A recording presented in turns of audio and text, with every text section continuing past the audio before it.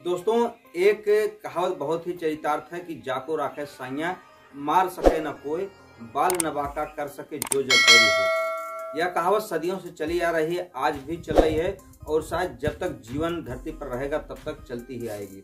आज की कहानी कुछ ऐसी है जहां एक पत्नी अपने पति को जहर देकर मारना चाहती थी, लेकिन वह पत्नी गलती से खुद उस जहर को पी जाती है और पीने के बाद तड़प तड़प के मर जाती है।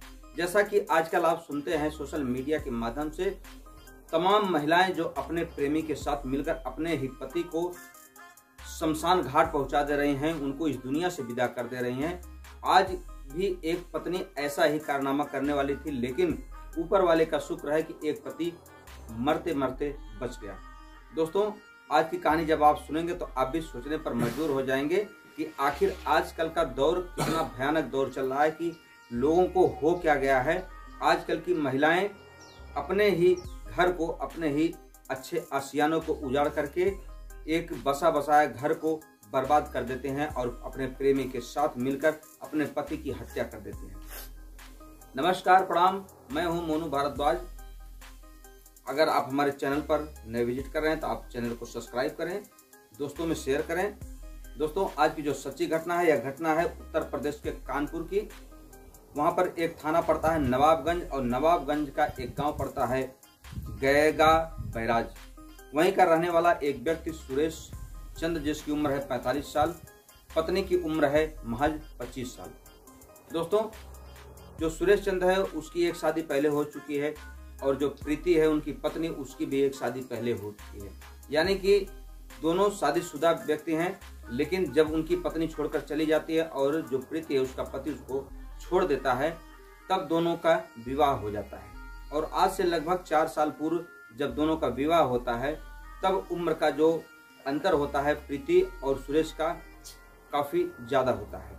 लेकिन इसी बीच एक दिन गांव के कुछ झगड़ालू लोगों के द्वारा जो सुरेश चंद है उनके ऊपर एक मुकदमा रेप का लगा दिया जाता है जबरदस्ती, जबकि वह सुरेश चंद न्यायालय से निर्दोष साबित हो जाता है। दोस्तों, उसी बीच जब सुरेश चंद जेल चला जाता है और लगभग 7 से 8 महीने जेल खटता है, जेल खटने के बाद जब वह जमानत पर रिहा होकर आता है, तभी वह देखता है कि उसकी जो पत्नी है उसके अंदर कुछ ऐसा बदलाव है कि जिसको वह देख करके समझ नहीं पाता। लेकिन 22 जून की शाम लगभग 4:30 बजे के आसपास का समय रहा होगा, जब दोनों पत्नी अपने घर में बैठे हुए थे, तभी उनकी पत्नी प्रीति कोल्ड ड्रिंक लाती है और लाने के बाद अपने पति को देती है। जब कोल्ड ड्रिंक लेकर पत्नी आती है, तभी उस पति को उसके व्यवहार में कुछ कमियां नजर आती हैं, कुछ संदेह प्रतीत होता है। इस नाते वह जो कोल्ड ड्रिंक गिलास में लाती है, उस गिलास को वह बदल देता है। बदलने के बाद कोल्ड ड्रिंक पी लेता है और जैसे प्रीति उस कोल्ड ड्रिंक को पीती है, तभी कुछ ही देर के बाद वह जमीन पर गिरकर तड़पने लगती है। लेकिन सुरेश बहुत ही भोला था, वह समझ नहीं पाया, तुरंत अपनी पत्नी को उठाता है और चिल्लाता हुआ अपने घर से वापस बाहर आता है।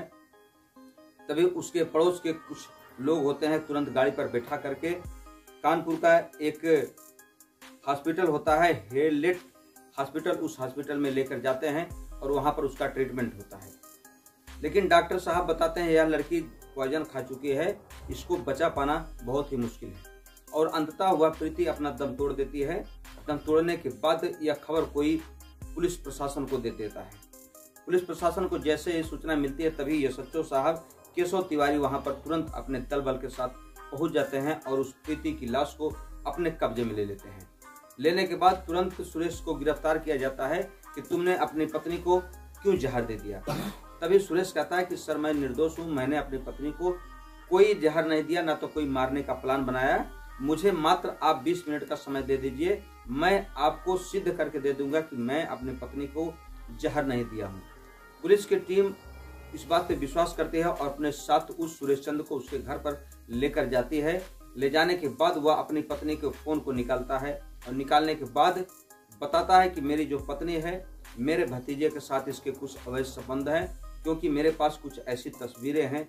उस तस्वीरों के माध्यम से वह बताता है कि मेरी जो पत्नी है, जब मैं जेल में रहा उस दरमियान मेरे भतीजे से संबंध बनाती थी। जब मैं वापस आया तभी इसके व्यवहार में मुझे कुछ अलग रवैया मालूम हुआ।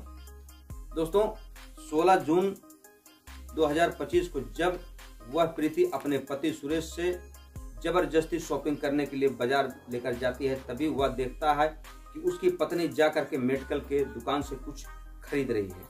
जहां पर उसका भतीजा काम करता है, मेडिकल की दुकान पर रहता है, उस दुकान पर जाते है, उसकी पत्नी जाती है और वहां से एक पुड़िया लेती है। लेकिन जब सुरेश उस बारे में बात करता है तो वह टाल मटोल कर देती है। आने के बाद सुरेश को तभी संदेह हो गया था कि मेरी जो पत्नी है मेरी किसी भी समय हत्या कर सकती है।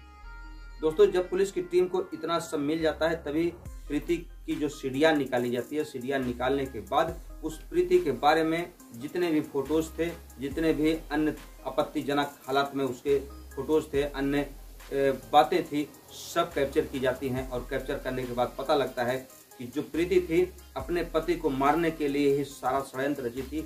लेकिन कुदरत का करिश्मा देखो कि जब प्रीति 2 गिलास में, एक में जहर डाल के और एक में कोल्ड ड्रिंक लेकर आई थी, तभी वह दोनों गिलास रखती है और नमकीन लेने के लिए घर में चली जाती है।